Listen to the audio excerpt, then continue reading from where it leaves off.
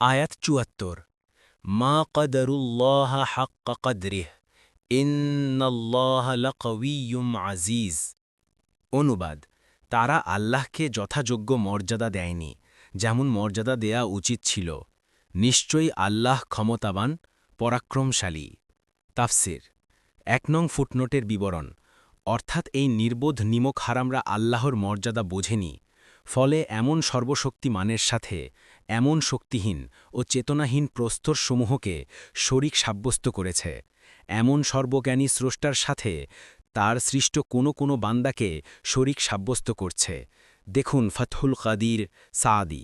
আয়াত ৭৫ আল্লাহু ইয়াসতাফি মিনাল মালাইকাতি রুসুলান ওয়া মিনান নাস ইন্নাল্লাহা সামিউন বাসীর।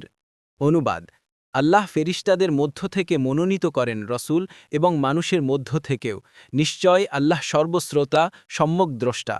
তাফসির ১ নং ফুটনোটের বিবরণ, পূর্ববর্তী আয়াতে আল্লাহ তার নিজের পূর্ণতা ও মূর্তিদের দুর্বলতা বর্ণনা করলেন, আর এও বর্ণনা করলেন যে তিনিই একমাত্র মাবুদ। এ আয়াতে তার রসুলদের অবস্থা বর্ণনা করছেন। তারা সমস্ত সৃষ্টি থেকে আলাদা প্রকৃতির, তাদের রয়েছে ভিন্ন বিশেষত্ব। সাদি ২ নং ফুটনোটের বিবরণ, অর্থাৎ যিনি রসুলদেরকে পছন্দ করে নিয়েছেন তিনি এমন নন যে তাদের বাস্তব অবস্থা সম্পর্কে বেখবর, বরং তিনি সব কিছু দেখেন এবং শোনেন। প্রত্যেক ব্যক্তির প্রকাশ্য ও গোপন অবস্থা একমাত্র তিনিই জানেন। তিনি জানেন কোথায় তার রিসালাত রাখতে হবে আর কে এর জন্য অধিক উপযুক্ত। তিনি রসুলদের পাঠান, ফলে তাদের কেউ কেউ এতে সাড়া দেয় আর কেউ করে না। কিন্তু রসুলদের দায়িত্ব এখানেই শেষ। তারপরই তারা আল্লাহর দরবারে ফিরে যাবে, সেখানেই তাদের কর্মকাণ্ডের প্রতিফল পাবে। সাডি